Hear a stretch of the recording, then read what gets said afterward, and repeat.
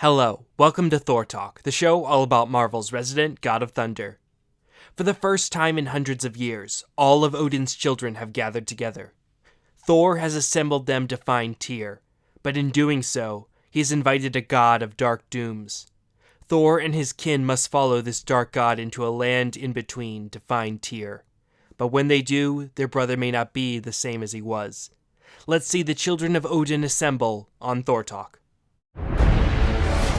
I am Thor the Thunderer, son of Odin, prince of Asgard, and this world is under my protection.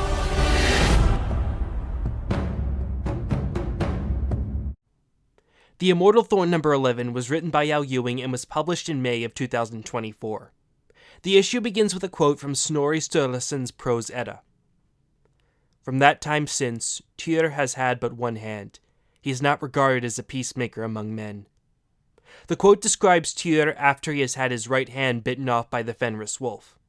From this point on, he has had one hand, and the quote also mentions that he is not regarded as a peacemaker among men.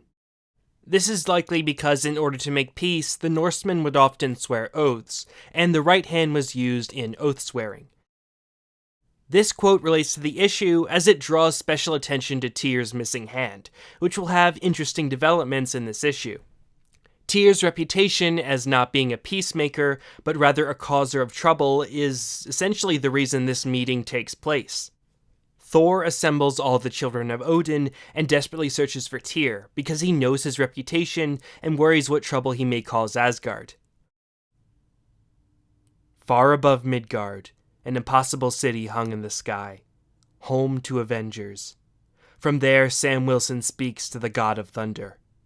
Thor has been blamed for the deaths of Dario Agger and his Roxxon Thor. For now, the authorities of Earth won't try to arrest Thor, but that could change.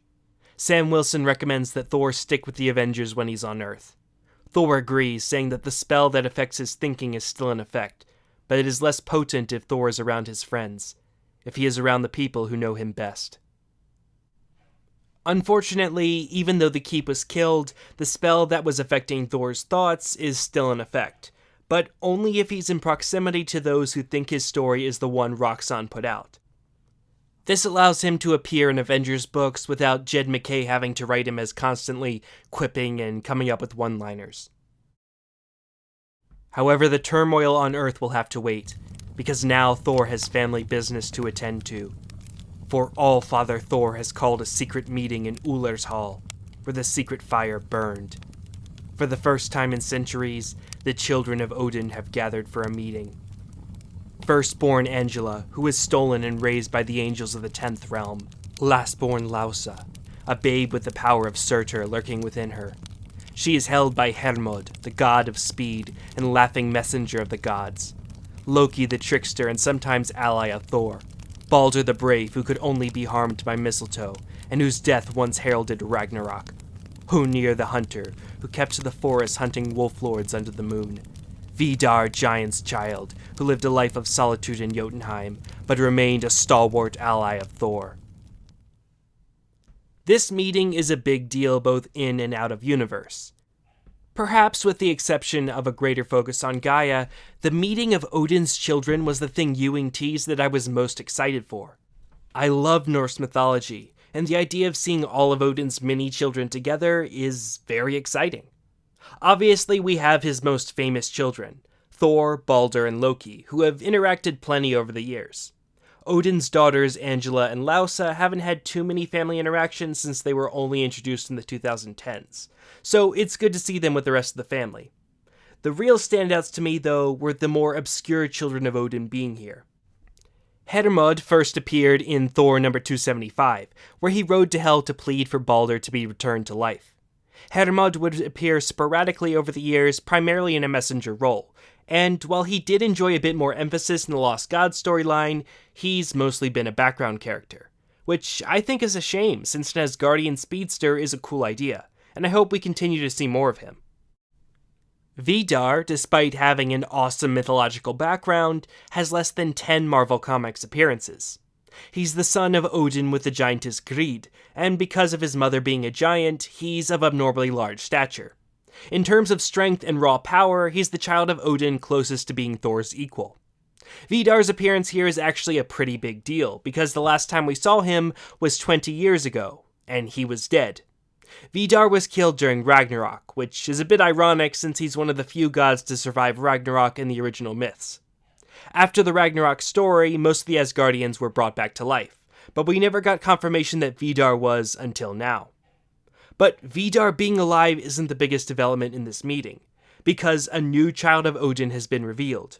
No, not Ullr, that's later. Honir. Honir is a very, very obscure character, with only 2 appearances outside of this issue. In his first appearance, he was offhandedly described as being Baldur's brother. But at that time, Baldur wasn't Odin's son. Baldur was revealed to be Odin's son decades later in the J. Michael Straczynski run, but Honir was so obscure that the implications of this for him were never addressed. Rather than allow him to fade into obscurity or be Baldur's foster brother or something, Ewing has decided to elevate him to being a son of Odin. Ewing has a pretty blank slate to work with how he portrays Honir, since there really wasn't much material to go off of, other than the fact he's good with ranged weapons and is known as a hunter. The siblings briefly catch up, but Baldur brings their attention back to the matter at hand. Why has Thor called for an assembly of the Odin spawn? Thor says the purpose was simply to assemble them all, but not all of Odin's children have attended. And that gave the All-Father cause to fear, for one was missing who did there belong. So let us switch the mode from tale to song, to solve that puzzle. Kinfolk, Bragi's here! Bragi's been gone from Asgard since the 8th cosmos began, and I'm the teller of this tale.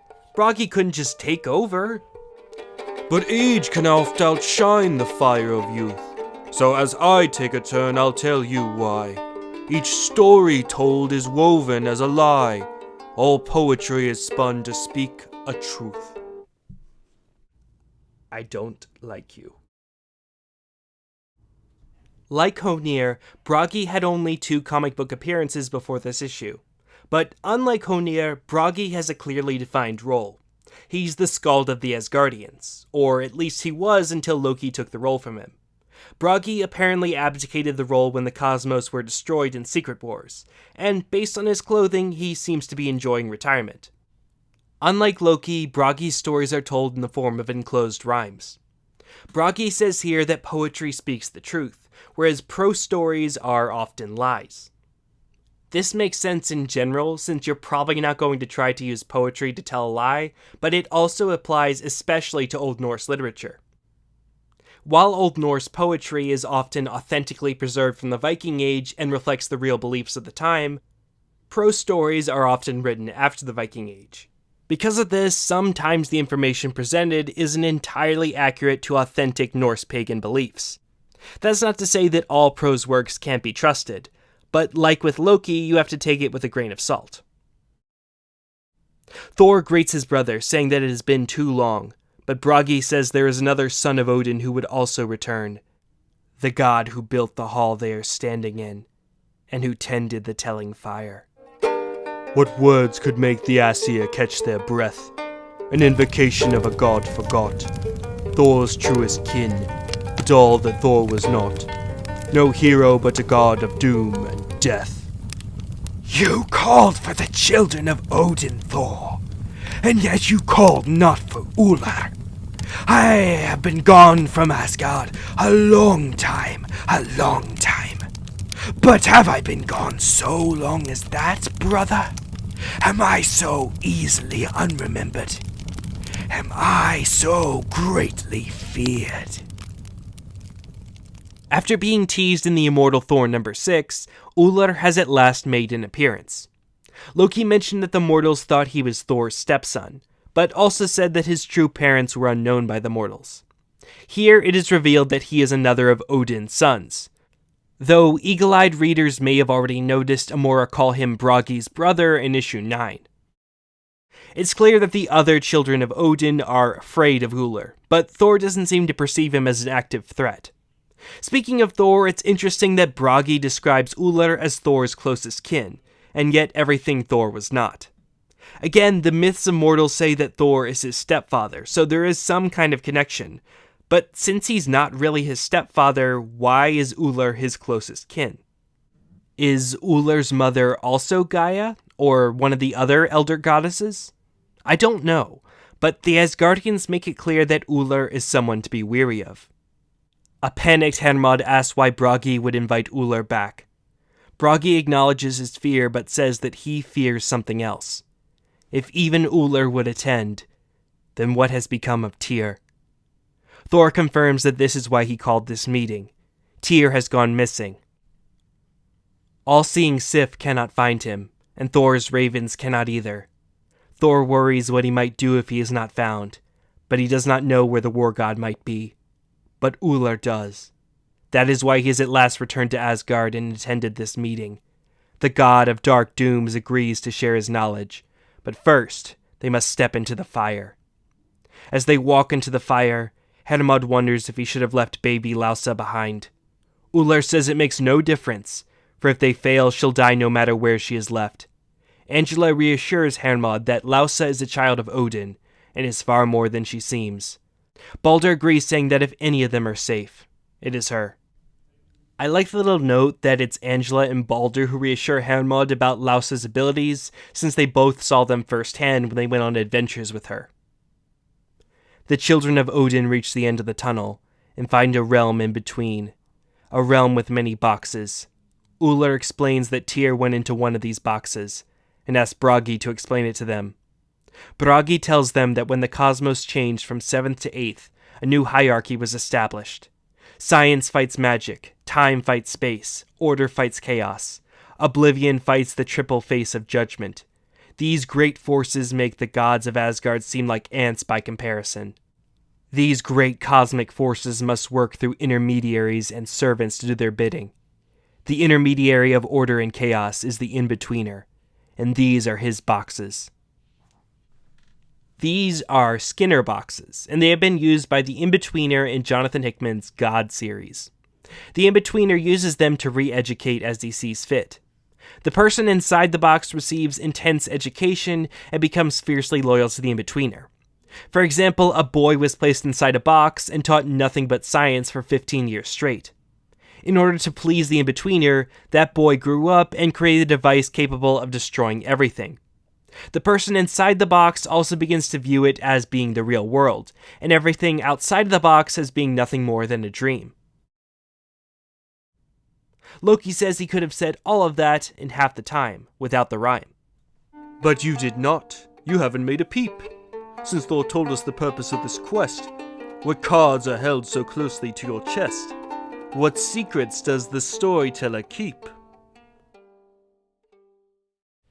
I might, possibly, perhaps have kinda, sorta, maybe fed Tyr to the Inbetweener. Loki!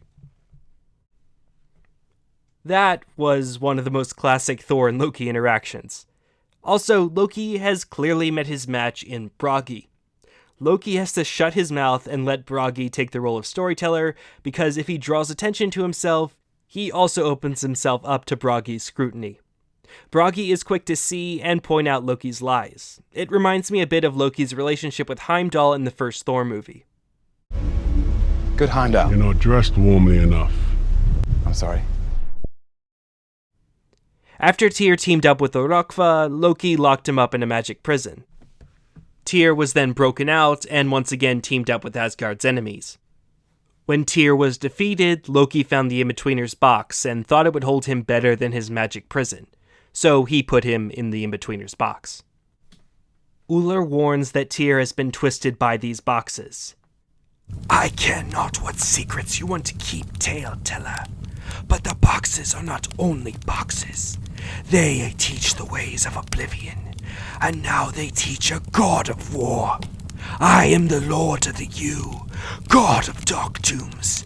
I know they're coming well. We should hurry. Thor agrees that they'll speak about Loki's actions later. For now, they must find Tyr. He turns to Angela and Honir, their hunters, and asks if they can track him. Angela can sense him, but something is off. Honir sniffs the air and says that there are 2 tracks, one close and one far.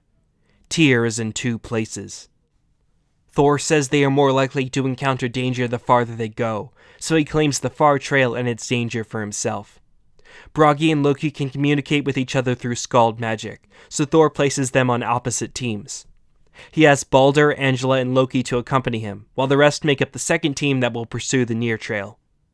Thor worries what pact Tyr may have made with Oblivion, so they must hurry. As Bragi sees them fly away, he realizes that Thor was wrong. If the far path was the more dangerous one, then Ullr would have gone with Thor. Instead, he remains with them, for he seeks doom. Honir takes them to Tyr's box and opens the door. Hermod gives Laussa to Vidar, saying she should be guarded by the most powerful of them while he scouts ahead. The god of speed realizes that the box is bigger on the inside. Still, Tyr should be easy to spot. I doubt he's changed all that. Oh, Tyr. Whose hand is that? Well, that's not good. Tyr has his hand back, but he's also been taught the ways of Oblivion, the all-powerful abstract being that represents the primordial void. If a Skinner box could teach a human child how to destroy everything, what could it teach Tyr? Tyr has been in there for considerably less time, but he's still a god of war. While I am interested to see what happens next with Tyr, and was very happy to see the children of Odin assembled, I do wish there was a little more attention on the main story. Despite the elder gods hanging over his head, Thor just spent 3 issues dealing with a Minotaur, got framed for murder, and now he's moved on to looking for his brother. Yes, the next issue does indicate we'll get back to the main story a little bit, with Thor coming face to face with another Utgard god, but I feel like more could have been done to acknowledge the elder gods in the main story. It could have been something as simple as Thor worrying that Tyr had been captured by the elder gods, or even willingly joined them. They are an active threat, and I wish a bit more had been done to acknowledge that. I do have a more serious gripe, though. The art. Valentina Pinti is the 4th artist for the series, and honestly my least favorite.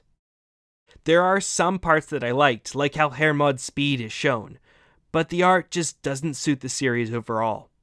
I miss Martin Kokalo and Ibrahim Robertson. Still, I'll take a well-written comic with bad art over a poorly written comic with great art. I've had both. I prefer this. Even though I do have some problems, I overall did enjoy this issue. Seeing the children of Odin together was great, and we even got more sons of Odin introduced. Ullr is an intriguing character with a lot of potential, and I can't wait to see Tiwaz again in the next issue. Well, that's all for this episode of Thor Talk. I apologize, it's much later than usual. I've been on vacation, so I've been catching up with things, but I had a good time, and now I'm back. Well, with that being said, see you next time on Thor Talk, where... You'll behold in